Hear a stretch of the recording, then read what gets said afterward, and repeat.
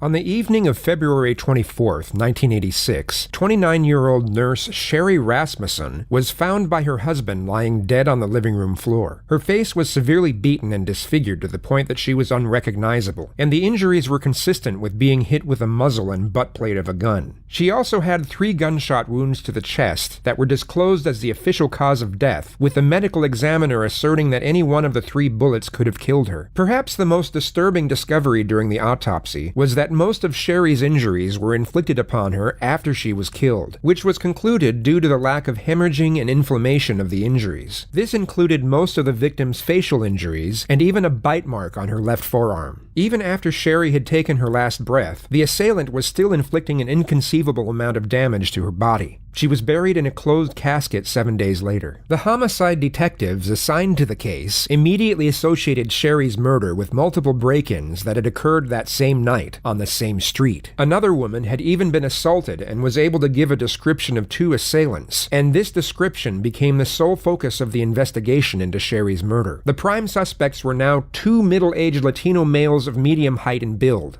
They were never found, and the case went unsolved for 23 years. By 2009, crime in Los Angeles had declined enough from its earlier levels that detectives began looking into cold cases to increase their clearance rates, which is when the Rasmussen files resurfaced. It stood out from the rest as new methods of genetic analysis discovered that the DNA found at the crime scene pointed to a single female suspect. The 2 previous male suspects were then invalidated, along with the original theory of a burglary gone wrong. The investigation into Sherri Rasmussen's murder was then reopened, and the newly appointed criminal investigators started from scratch. It was soon discovered that a statement given by Sherri's father, of whom he thought to be the prime suspect, was quickly brushed to one side, as the person in question was a serving LAPD cop from the exact department who were investigating the case. The person in question was a woman by the name of Stephanie Lazarus. She was a 25-year-old police officer at the time who had been with the force for 2 years. She had dated Sherri's husband,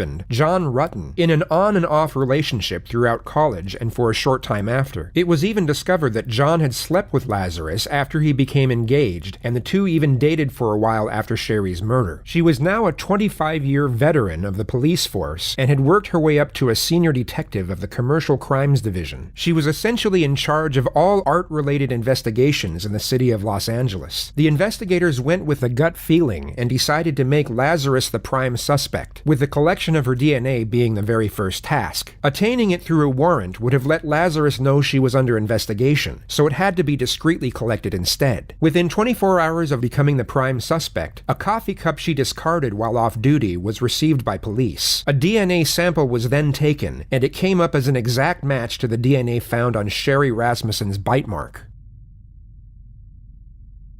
There's a stigma around police interrogation tactics being secretive, and how knowing this information can somehow help the guilty in deceiving their way to freedom. Yet these tactics have been public knowledge since their inception in the 1940s, and the following interrogation is a legitimate testimony into how watching an interrogation is a world apart from being subjected to one. You can know every technique in the book and each specific strategy and subtle scenario that goes along with it, but ultimately, you have no idea how you're going to react to a specific situation until you're actually in it. With that being said, knowing these tactics can still give an individual some form of advantage with regards to awareness. The investigators knew that their initial confrontation with Lazarus could in no way resemble a traditional interrogation, nor be officially classified as one, and there were 2 reasons for this. The first was that Stephanie would be wise to the fact that her best option would be to request legal counsel right away and end the procedure immediately. The second was that Stephanie was not about to be read her Miranda rights before being asked questions related to the investigation. A defense team could easily make anything she divulges inadmissible in court, yet this was classed as a simple discussion between 2 parties, and the footage that was captured on a hidden camera was able to be submitted as evidence under surveillance footage rather than interrogation footage. The detectives created a ruse, inviting Stephanie to come in and advise them on a case involving stolen art. Knowing they were dealing with one of their own, they rehearsed and prepared for the interview more than anything they had done before. Their plan of attack was to keep the conversation as casual as possible for as long as possible, and carefully waited for the key moments to initiate the confrontation. Stephanie, I don't know if you know my partner. Hey, great. Hi. Stars, nice to meet you. See you guys. How's it going? Good. No, no, have a seat. I don't want to talk about this in the squadron because okay. I don't know who people are listening. That's true. And if we go to my side, everybody's always wondering what everybody else is doing. No problem. Okay. The first thing the detectives do is set up a compatible tone with the suspect. She has just stepped foot inside an interrogation room, and the detectives negate the negative implications of such an environment through a friendly disposition. Consultative meetings, such as seeking advice over an art theft, can take place anywhere, and the last place detectives would choose to spend more time in would be an interrogation room. The reason they give the suspect for meeting in such an unusual location is to not spread rumors or innuendo. Yet the real reason is that all firearms have to be checked in before entering the area, and they needed the suspect to give up her gun without alerting suspicion. But like we're talking about being busy and stuff, we've been assigned a case that we've been looking at. Okay. It's a new case, and reviewing the case, there's some notes to see as far as your name being mentioned. Okay. Do you know John Rutan? Try and imagine for one moment that you savagely murdered a love rival in a jealous rage. Over 2 decades had passed since the act. Then all of a sudden, you're brought to an interrogation room and sat directly opposite 2 senior investigators who bring up the name of the man you committed first-degree homicide for. John Rutan? Rutan. The investigators already knew how to say John Rutan's name correctly. The mispronunciation was a simple strategy to see how the suspect would react. Setting aside the element of the murder, John Rutan was the second longest relationship in Stephanie's life, and a psychiatrist later stated that this pause was 4 times as long as it should have been. She was already being deceptive by acting as if she hadn't thought about that name for so long, giving reason for her prolonged reflection, when in reality, the name John Rutan was engraved in her memory, and even when slightly mispronounced, it would have most likely taken milliseconds for her to realize exactly who the detectives were referring to. Right. Oh yeah, I went to school with him. You did? Yeah. How long did you know him? Gosh, I went to school in, let's see, went to UCLA in 1978 I started, and, met him at school at the dorms. Mm-hmm. She says she met him in the dorms, yet left out the fact that they had dated for 4 years and went on numerous holidays together. Even though she wasn't asked directly, a truthful subject would most often volunteer this information without having to be pressed for it. Were you guys friends, close friends? Yeah, we're very close friends. I mean, what's this all about? Well, it's a case we're working on. It involves John, and in there, some of the statements we reviewed, there's notes and stuff that he knew you and stuff. Oh yeah, I mean, we good friends. Lived in the dorms for 2 years. You guys lived in the same dorm? Yeah. Oh, okay. Yeah, Dykstra. Okay. Were you guys just friends or anything else, or? Yeah, we were good friends. Yeah. Was there ever any relationship or anything that developed between you guys? Yeah, I mean, we dated. I mean, what's this all about? Well, it's relating to his wife.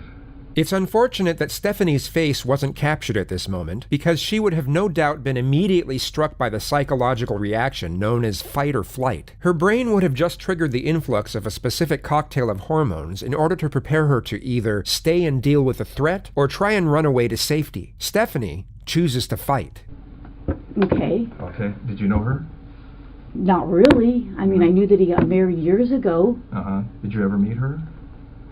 God, I don't know. Do you know who she was or anything? Well, let me think. God, it's been a long time ago. I may have met her. Geez. The words gosh, God, gee are exclamatory remarks used to express surprise or strong emotion. You will see them used continuously throughout this interrogation, which is the suspect trying to insinuate a vague memory due to a lack of contemplation on the subject matter. She's trying to emit the impression that she would have had no reason to give any further thought to John, or anything related to John, since they stopped seeing each other over 2 decades ago. Yeah. Well, let me ask you. You said you dated John. How long did you guys date? I mean, are you guys, is this something... As we know, Stephanie is a cop and has been for 25 years. She will be wise to the fact that acting oblivious to the unusual development of the situation will be a glaring red flag in the eyes of the investigators. It's been shown time and again on this channel. Guilty suspects will often try and act naive to a blatant confrontation as a means to avoiding it altogether, whereas truthful subjects will address the confrontation and either refute it, or if it's subtle, want immediate clarification and transparency as to what was being insinuated. I mean, you said I was going to interview somebody about art and how Well, you guys are. Here's I mean, Stephanie, here's the situation. It's basically, we knew that this, when we saw this in this chrono, that maybe, there was some relationship there. That's what the chrono seemed to indicate. The detective now subtly avoids the question altogether, but instead offers a deceptively reassuring response to the suspect. He makes a very sharp switch from the investigative subject matter to the previous topic of workplace rumors. He brings her focus back to the false perception of them being on her side. Stephanie had just asked what was going on, and now he essentially replies with, "We are your friends. We're doing you a favor." And we didn't want to come up to you at your desk and ask those kinds of questions or do anything. You know how up there people can see what's going on if you go into an interview room or people are in there getting that's supplies. okay. So we wanted to afford you some privacy, some confidentiality to talk about this, because we thought it might be, something, you're married to someone else, obviously, and so forth, and that you may not want to, talk about these things in that setting where someone, we don't want the rumor mill or gossip or any of that kind of stuff to start. That's fine. I mean, so we did this just as a means to try and speak to you in just a confidential place where where your business isn't out there for other people in your division to know about. Whether it be shock or the total reluctance to accept the situation at hand, Stephanie warily accepts the reassuring response without further inquiry into her initial challenge. She instead falls back into her agenda of having a foggy memory with regard to the incriminating contents. God, that's been a million years ago. I mean, what year is it now? 2009? I mean, I graduated in 82. 82, yeah. We dated. I dated other guys. I'm sure he dated other girls. Well, let me ask you, roughly how long would you say you guys dated? Oh, jeez. I couldn't even say. I mean, Notice how she now goes on to over-explain things that don't require an explanation, and weren't even inquired about. It's a clear-cut indication of hyperarousal and a derivative of TMT, also known as terror management theory. The suspect will go off on unrelated tangents as means for gaining momentary relief. Going into detail about trivial things affords her a brief escape from the terrifying reality eventuating before her. This is a very common occurrence in interrogations where the suspect is facing serious charges, and psychiatrists believe it to be a subconscious coping mechanism. I started school there in 78. Mm-hmm. I started UCLA in 1978. Mm-hmm. I graduated in 82. I don't even remember what year he graduated, if it was a year or two before me. Okay. I think he was a little bit older than I was. Mm-hmm. I mean, I can't remember if he was born, let's say I'm born in 1960. I don't know if he was born in 58 or 59. I mean, I knew his parents, I knew his sister. His brother went to Northridge. Mm-hmm. His sister had spent the night at my house before. Obviously, I spent the night at his house before. He probably spent the night at my house before. I don't. Well, correct me if I'm wrong, because from what you're telling me is you guys dated while you were in college together, right? Yeah, and probably after college. I can't. Geez, trying to think when I met my husband. I met my husband when did I meet Scott? Let's see. I was teaching DARE, because I met Scott when I was teaching DARE up in Oregon. But we had long stopped, dating before that. So you haven't talked to him for a long time? Oh, I think I haven't talked to him in a long time. I couldn't even tell you when the last time I talked to him. I met Scott, I'm thinking in 92 maybe, April of 92. It was Scott being your husband. Yeah, I'm trying to think. I was teaching DARE. Let's see, what year is this? We'll be married. I got married in 1996. I think I met Scott in 92. Prior to that, I couldn't tell you how long I had talked to John prior to that. But since you met your husband, Scott, you hadn't talked to him? I mean, he may have called me once or twice before we got married. Right. I moved to Simi in 1994 because I lost my house in the earthquake. Oh, really? Quite honestly, I probably keep in contact with a few people from the dorms. We all lived on the 10th floor, and there's about 3 or 4 people I keep in contact with. There's probably like 6 or 8 of us that were all really close. Mm-hmm. And who are those people? Oh, geez, Diana Basta. People I still keep. I haven't been in contact with her in a long time. Mm-hmm. I mean, what's this all about? I mean, well, let me ask you. The suspect challenges the detectives for the second time, and once again the question is avoided, but this time in a more confrontational manner, as the topic is maintained with no reassurance afforded. The detectives are ramping up the pressure in a very subtle yet highly effective manner. What ended the relationship between you and John? You know, it was kind of a weird relationship. I mean, we dated. I can't say that he was my boyfriend. I don't know that he would consider me his girlfriend. We dated. We did things. I played sports in college. He played basketball. His brother played basketball. We just, it just didn't work out. I mean, I don't know what to tell you. It was like I went out with other guys. Saw other guys. I went on lots of vacations. And once you guys split, were you guys still friends, or kind of, problems? Is it friendly, not friendly? No, I don't think it was not friendly. I mean, we were friendly. I know that we went to Hawaii at one point. Yeah, I mean, And you were saying that it's 2009 now. Had you ever met his wife?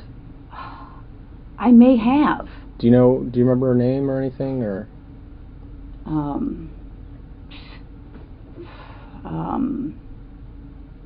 Or what she did for a living, or where she worked, or anything about her? The suspect was just asked 3 consecutive questions relating to the victim. She was supposedly in a reflective state during all 3 of the questions, yet her facial expression completely changed for the 3rd one. This is because she was pretending to be in a state of reflection for the first 2 questions, as she already knew the answers, whereas for the 3rd question, she actually was in a state of reflection and was genuinely searching her memory for the correct response. Had you ever met his wife? I may have. Do you remember her name or anything, or?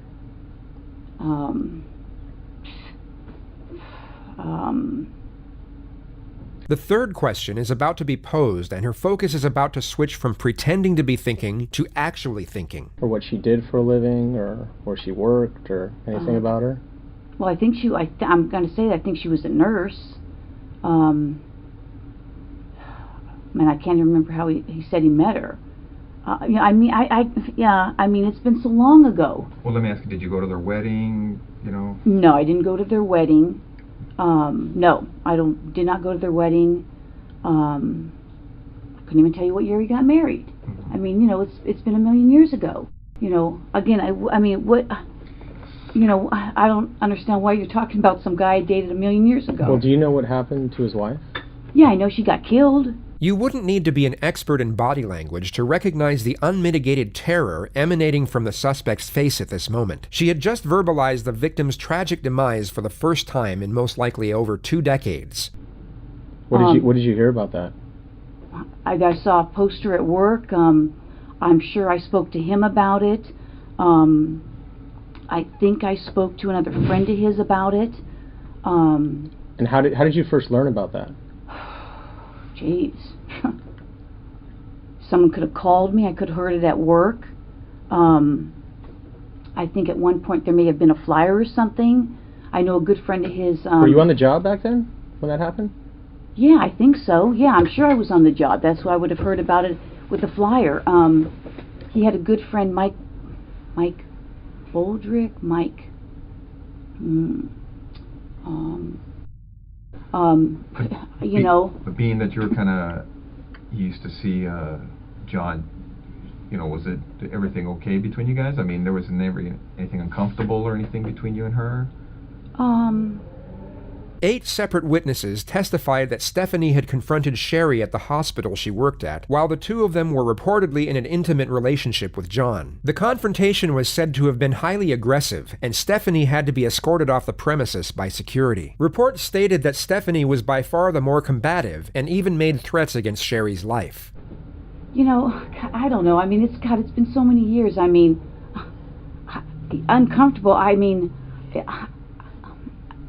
I can't even remember if we had a conversation. I mean, we may have. I may have seen her at his apartment. You know, geez, how many years ago was that? I don't even know what year she, got killed. Where was his apartment? Notice her passive disposition as she gives the following truthful response. On Roscoe. Okay. Yeah, Roscoe and east or west of DeSoto. Either east or west of DeSoto. Do you know where he moved after? Did he move after he got married, or do you know? Or now notice how her disposition switches from passive to frantic as she once again pretends to have a vague memory. I'm sure he did. Did you know where he was living, or? Somewhere in the valley.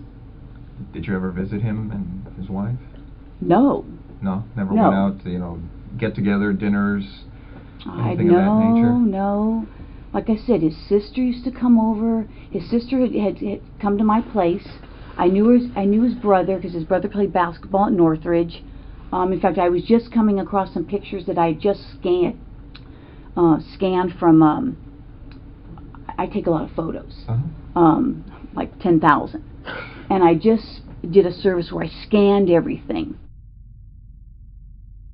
And after his wife died, did you talk to him again or anything? Yeah, I mean, I did talk to him. Mm-hmm. I talked to him, probably his parents, probably some other friends. I'm sure I talked to him. Yeah. But you're not sure where he moved to after he got married? No idea. I mean, never went over to visit him or I don't think. meet I his mean, wife, I don't think so. I mean, I don't know. I don't think I did. I know he lived on Roscoe for a long, long time.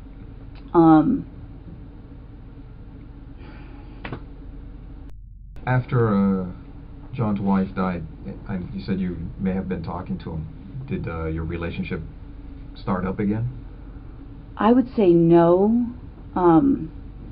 Again, can you give me a year? I mean, this is like 2009. She died in 1986? Yeah, I think it was 86. 1986. Okay. Like I said, I'm faintly remembering that I went to Hawaii with my friend Greg. Greg and I got certified for scuba diving. And I'm thinking that John met us there, meaning Greg and I. After he got married or whatever, were you dating anybody in particular? And that was what year? 1986, you said? I think he got married in around 85, 86, something like that. Were you seeing anyone seriously, or? God, I couldn't say. Geez, I'm trying to think. I mean, I dated a fireman. Randy may have dated a gal that Mike was dating, and then Randy broke up with that gal.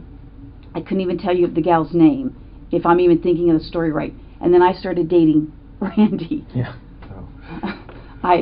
So again, I mean, not like I was a huge floozy or anything, but no.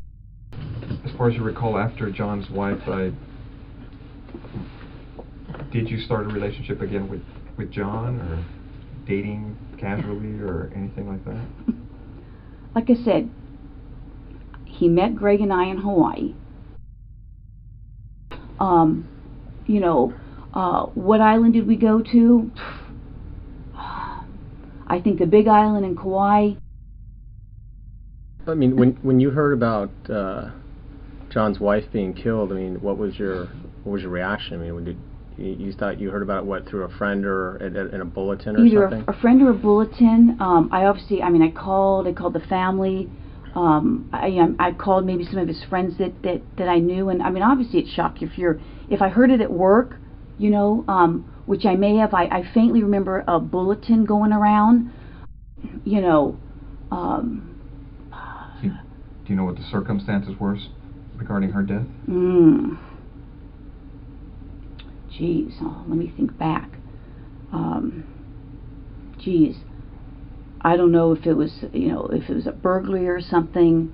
Yeah, I mean, it's been so many years. I mean, I can faintly think that I may have saw a flyer. Yeah. May have had her picture on it. You know, that's why I say, if somebody had called me, I may not have known what her last name was. I mean, maybe if you told me, I would remember it. Do you remember her first name? Sherri, I don't know, something maybe, you know, like I said, it's been so many years, and from all the years, as far as you can remember, do you remember ever talking to her? Just well, I said earlier, you know, I mean, I may have, and now I'm thinking I may have gone to her and say, hey, you know what, is he dating you? He's bothering me, and so I'm thinking that we had a conversation about that. One or two, maybe. You know, it could have been three. I don't want to say I had 3 conversations with her. Like at her work or at their house or. No, I'm thinking that you know, he obviously must have told me where she worked. I'm thinking it was a hospital somewhere in L.A. And I mean, I could have been. Again, what year was that? Where was I working?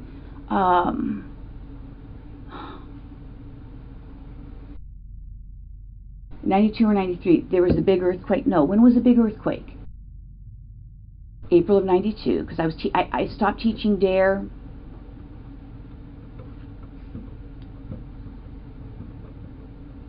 I think I stopped teaching DARE sometime in 92. When you said, like, hey, you know, he's calling me, he needs to knock it off or what have you, I mean, was that civil? Was there, I mean, no, there was not. I don't think there was anything. If the conversation lasted a few minutes, I can't even remember. And what is it like, you know, we went out to lunch or anything. Right, but there was no, like, arguments or fights, or it didn't get heated or anything like that? Not that I recall, no. I mean, I would think that would stand out, I would think. Now, again, that's not standing out in my mind. You know.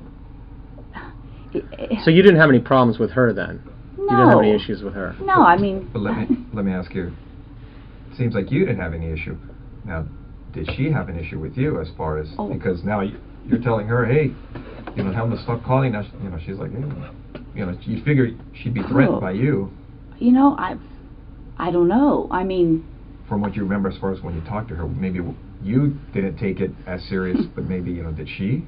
Maybe she was bugged. I mean, like, was she throwing things at me or something? Or, well, no, just, you know... As far as you're trying to explain, like, hey, have him stop calling me, you know, stop playing games. You know, I tell you, if the conversation... I couldn't even tell you how long the conversation... If you said, did it last a half an hour? Did it last 3 minutes? Did it last 20 minutes?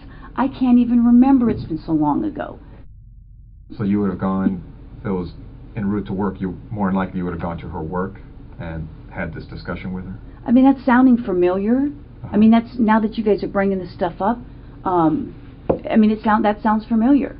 But again, I mean, you know, what's this got to do with me dating him and, you know, her getting killed? I mean, I don't, you know, I don't have anything to do with it. And you got something that's, somebody said, you know, whatever. I mean, well, like we said, we just literally got this the other day, and you're going through it. Yeah. And you see. And you saw me say, your oh, name. it's next door. Right, and so, you know, I mean, obviously, it's like we recognize the name, and we know that, you know, you work next door to us, and so we're trying to get some background. We're trying to figure this out. I mean, this is from a long time ago. Oh, I know. And you know, and things have been kind of slow for us, and so, you know, Chief Beck has said, hey, you know, I want you guys working. I don't want you just sitting around reading the paper. Yeah. So he's kind of pushing some older cases out even to the guys that work active cases, because, you know, and so we see this and we're just like, oh, well, you know, we want to talk to you about it, but of course, the only reason we did it here is because we're getting into some pretty personal stuff in your relationship. You know, my husband's on the job, and we've been so married. We don't want to take the risk. We don't want to take the risk when one of those interview rooms, and even when the door closed, someone's going to get supplies and sees on a monitor or hears or whatever. No, I appreciate it. I mean, I appreciate it. Like I said, that's where people go when there's orals. You know, when they're doing orals, guys will go in there and try and watch. And what are the answers to the questions? I you know? didn't know that. Yeah, so we just want to afford you the most privacy and confidentiality we could. No, I appreciate it. Like I said, I mean, this goes way back, and I mean, it was very sad. You know, obviously, I haven't, when we were in college, some of us would go down to his house in San Diego. I went down to his house with him. I made detective, I think, in 93. Let me get back to as far as when you said that John was calling you to see you, and during that time you felt that he was either seeing her, was he engaged or married? Did you know? Couldn't say. You don't remember? I don't know. Well, let's see. My husband. But during that time that you were seeing John, was he acting kind of squirrely or kind of sneaking around when he'd hook up with you or anything like that, to make you think, hey, this guy... He probably was. I mean... Well, after he hooked up with Sherri, do you know where they were living? No, you asked me that already. And I said, well, obviously they were living in Van Nuys division. Yeah. I may have known. Mm-hmm. I mean, did he ever give me the address? Maybe. I don't remember. I mean, I don't know. Because the only reason I'm asking you again is because as we've been talking, I know some stuff has come to you because you're like, oh, it seems like you're shaking. So. I don't think I've ever gone there. That's what I'm saying. I don't want to say, no, I've never gone there, and then you say, oh, I was at a party. Because I don't think so. Yeah. Like I said, we've got these friends, we have parties. Because I know you went to talk to her at the hospital regarding this issue with John, to kind of like, hey, what's going to happen here with this thing. But would this ever have followed up to her house when you went to talk to her to say, hey, you know what? I don't even know that I knew where they lived. That's what I'm saying. If I knew where they lived and I'd been there, if it was for something social, I would. And I can't see how many times I saw her face to face. He lived on Roscoe. Did I ever see her there? I don't know. I mean, I may have seen her at his apartment on Roscoe. Mm-hmm. I may have met her there. I mean... But you didn't have any issues with her, right? No, I mean, obviously, if he was dating me and dating her, I probably said, hey, pick or something, Fair. back That's then. Fair. I mean, would you remember if she snapped on you and just like, hey, man, it's my man, you leave him alone, blah, blah, blah, that kind of stuff? And would you remember an incident like that? I mean, because that would be like, what? Well, and maybe that happened. I mean, gosh, it's been so long ago. I mean, that's not ringing a bell. Mm-hmm. I mean, because the times I've seen you around at our office, I'm crazy. But you're always kind of like real. I mean, you seem kind of bubbly. Oh, people think I'm really hyper. But I can get upset. And then I forget 5 seconds later. How guys razz you and you go, I mean, I've done that in the office. But it's like, and then I'm, I mean, people water think, under the bridge. Yeah, I mean, it's like people think I'm crazy, and then they think I'm crazy at home, and I'm a hyper person at work. I enjoy my job. I get excited. I enjoy the job. I've always enjoyed the job. Okay. And then the guys that lived across from me, Jim Jaskell and Roy Suckaboo, something like that. Well, one of the concerns I had is looking at some of the notes is some of Sherri's friends said that you and her were having a problem because of the John situation. Well, number one, I don't know who her friends are, because again, I don't recall if he did tell me where he met her. I don't know even who these friends are. A problem. Like I said, if I spoke to her, I mean, I'll go on as far as a limb, and I don't even want to say I spoke to her 5 times because that's probably not even true. I can't even remember. Again, did I meet him at her place when he lived on Roscoe for I think quite a while, but I couldn't tell you how long he lived in Roscoe. And the only reason I remember the place now is because it's like a huge dope place now, where they, you know, it may have been back then, but, you know, maybe we didn't know back then. I could have met her there. I could have, you know, you know, I don't even know that I met any of their friends. You know, I can't say that. I don't know that that's a true statement. Well, that's what I'm reading, is that you guys had problems with each other and words were being exchanged, and it's all relating to John. You know what? I can't say. You can't say? No, that doesn't even ring a bell. So, I mean, it seemed like, yeah, you would recall something if somebody's going off on you, right? I would think. I mean, I would think. From what you're telling me is when you guys met at the hospital, I mean, you guys talked, but it wasn't, from what you recall, confrontational. I don't think so. From either side? No, I mean, I'm trying to, you know, turn my memory back, you know, and I'm trying. I can't even picture the, you know, the conversation. I mean, I can't even picture the conversation. Well, let me ask you. I mean, at the hospital, it never got to the point where people are going, hey, you know, everybody go to your own corner type of thing? I don't think so. Nothing like that? I don't think so. I mean, I really don't. I mean, if you say people said that, that's not ringing a bell to me at all. I mean, it's not. I mean, that's not ringing a bell to me at all. Was there ever a time when you and Sherri were talking and John had to maybe go like, hey, you guys relax, you know, or anything like that? I think so. About, you know, ever going to her house and having a dispute like that? You know, I'm just, if I met her ever at his apartment, maybe. I mean, maybe we could have met I could have met at her apartment. I'm thinking that the hospital thing, that sounds familiar, that I met her there. I just can't say that I've ever, again, was I there with other people? I don't know. I don't think I ever met her there or him there, meaning one or the other.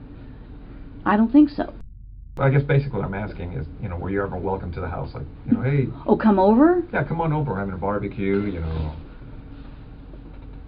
a dinner party, Christmas party, whatever. You know, I don't know. You know, I'm just trying to think. You know, like I said, because there were so many of us that I have 10,000 pictures, okay? I'm a picture nut. Mm-hmm.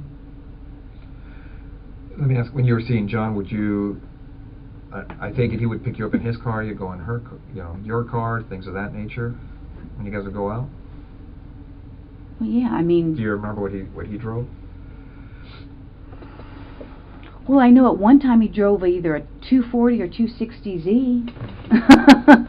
Any other cars that stand out in your mind?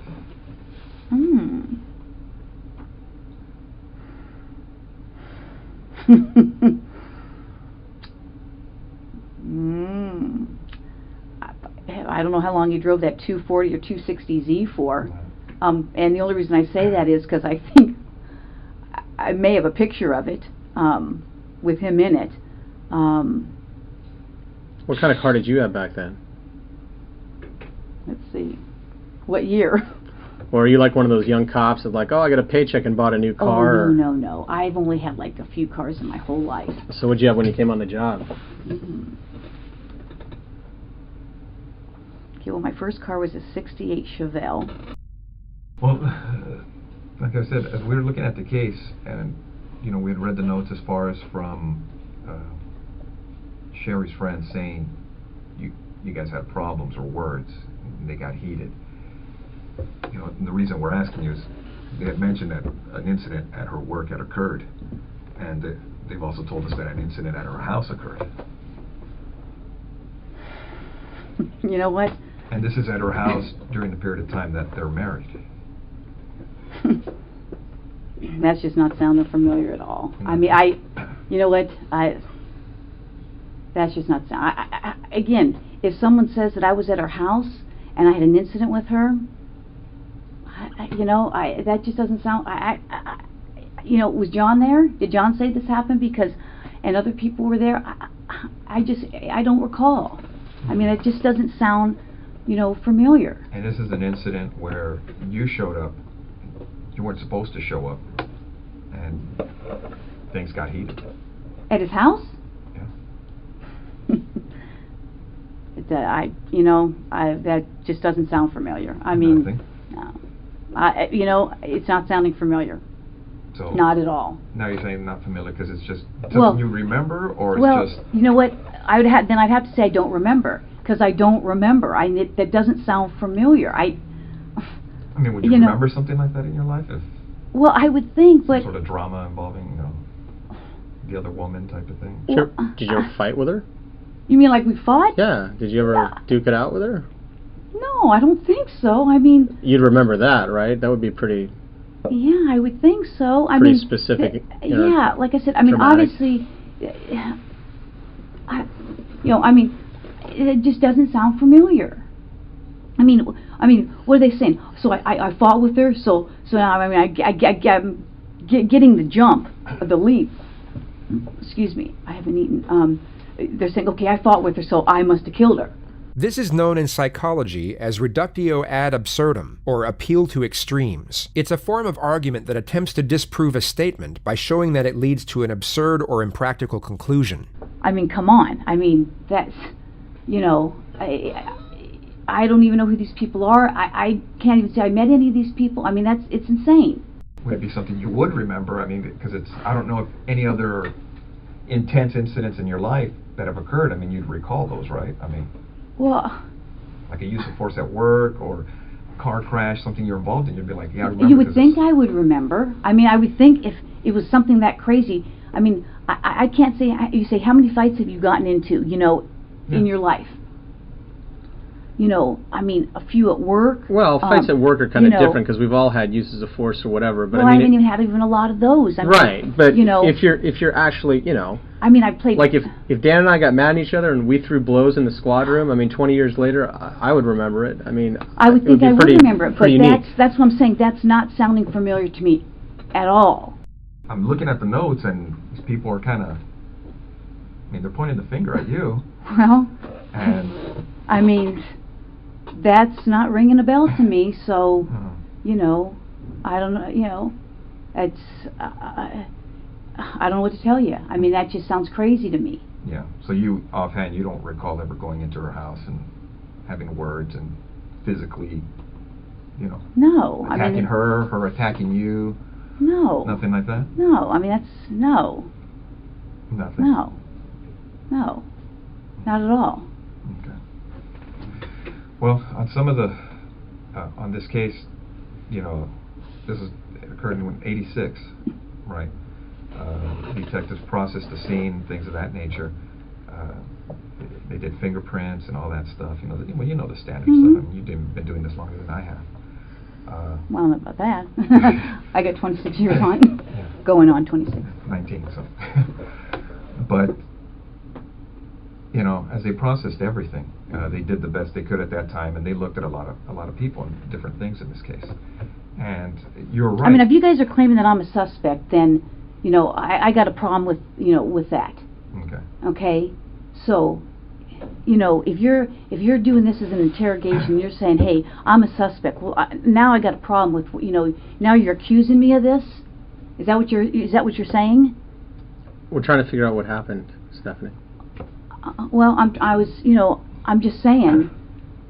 Do I need to get a lawyer if you're accusing me of this? You don't have to. I mean, I'm just, you're here of your own free will. I mean, no. I know, but I mean, you're not under arrest. You can walk out. You can leave whenever you like. Well, but I'm trying to give you some background of how I knew him, and now you're telling me that somebody's saying that we had this big old fight, and I don't even know what you're talking about. And I don't want to get in trouble for something that I didn't even do, or you're saying I did something. Okay. Yeah, we understand. I mean, how would you guys like it if the tables were turned on you? I understand. No. No, that's what we're telling you. I mean, you're free to go whenever you want. If this makes you uncomfortable and you want to, now you're starting to make me uncomfortable. The thing is, I mean, detectives did what they could at that time on the crime scene. Okay, and the burglary thing you're talking about, that is an angle that they looked at. But now we're looking at everything else on the case because nobody was ever arrested on the case. I don't know that or not. Okay. Now, what we'd like to do is. Obviously, you know about all the DNA stuff and things of the nature that gets done on cases nowadays. You know, if we asked you for a DNA swab, would you be willing to give us one? Maybe. Because now because now I'm thinking I probably need to talk to a lawyer. Okay. I mean, well, because I know how this stuff works. Okay, don't get me wrong. You're right. I have been doing this a long time. Yeah. And I wish I had been recording this because now it sounds like, you know, there's, you know, you're selling these people saying I'm fighting with her, and now it sounds like you're trying to, you know, I've been doing this a long time. Yeah. We know. Okay. And now it almost sounds like you're trying to pin something on me. No, now I got that sense. Well, what it gets to on these cases, and you know it as well as I do, our job is to identify and eliminate suspects. I can't believe this. So if we ask you to the point to give us a DNA sample, a buccal swab, so we can identify or eliminate you, would you be willing to do that? Maybe. Because I know this. Well, that's where we're at too. I mean, because right now, from looking at the evidence, it's, you know, it's possible we may have some DNA at the location. That's great. And we're going to do what we can to try to put this thing together. And your name's in the book. These people are pointing at you for whatever reason. I don't know why. That's just crazy. I mean, that's absolutely crazy. And it would be irresponsible on our part not to look at it. I know. You guys have to do your job, and I guess I'm going to have to contact somebody. So. That's fair. I mean, because I know how this stuff works. I mean, I just can't believe it. I mean, we understand that. I mean, if we were in your position, I mean, we would feel the same way. I just can't even believe it. I mean, it's just, I mean, I'm shocked. I'm really shocked that somebody would be saying that I did this. I mean, we had a fight, and so I went and killed her. I mean, come on. Well, that's... Okay. All right. Well, thanks for giving me the courtesy. I wish I recorded that. Thanks for your time. Yeah, thank you. All right, Stephanie, take care. All right.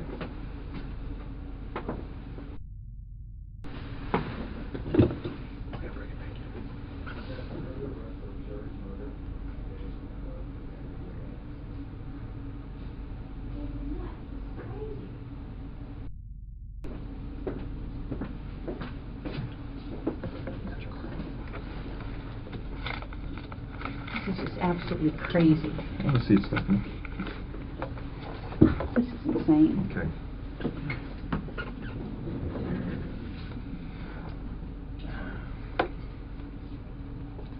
Give me 1 second.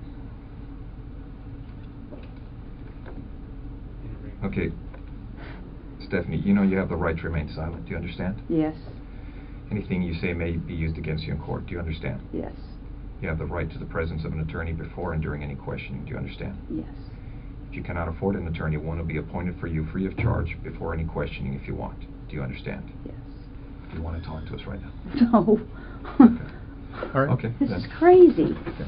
This is I'm like in shock. I'm totally in shock.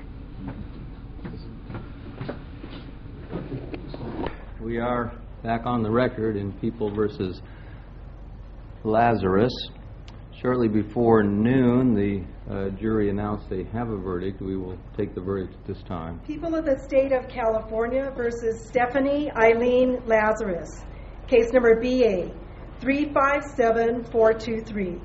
We, the jury, in the above entitled action, find the defendant, Stephanie Eileen Lazarus, guilty of the crime of murder of Sherri Rasmussen in violation of Penal Code Section 187A, a felony, as charged in count 1 of the information. We further find the murder was of the first degree. Your Honor, I'm John Rutten. Thank you for the opportunity to speak during this hearing.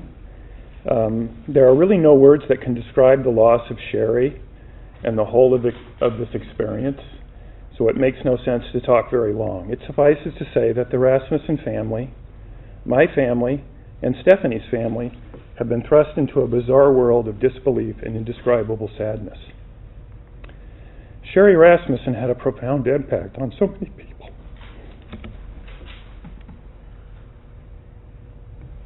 And I was proud that she agreed to be my wife. It was impossible not to notice Sherri when she entered a room.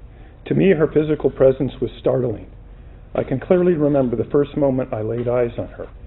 Sherri Rasmussen was a physical presence, and my heart still races when I look at pictures of her. But Sherri was extraordinary, more for who she was than the way she looked.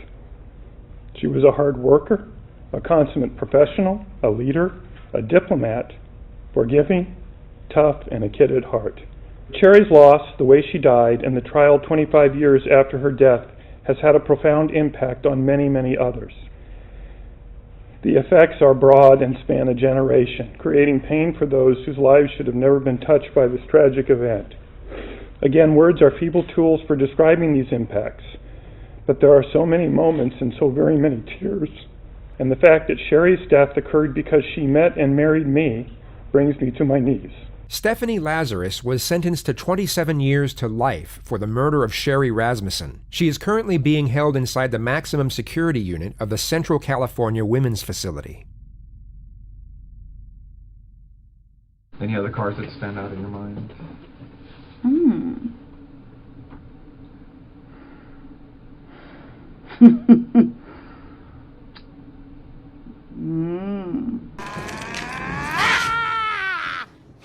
Fuck this.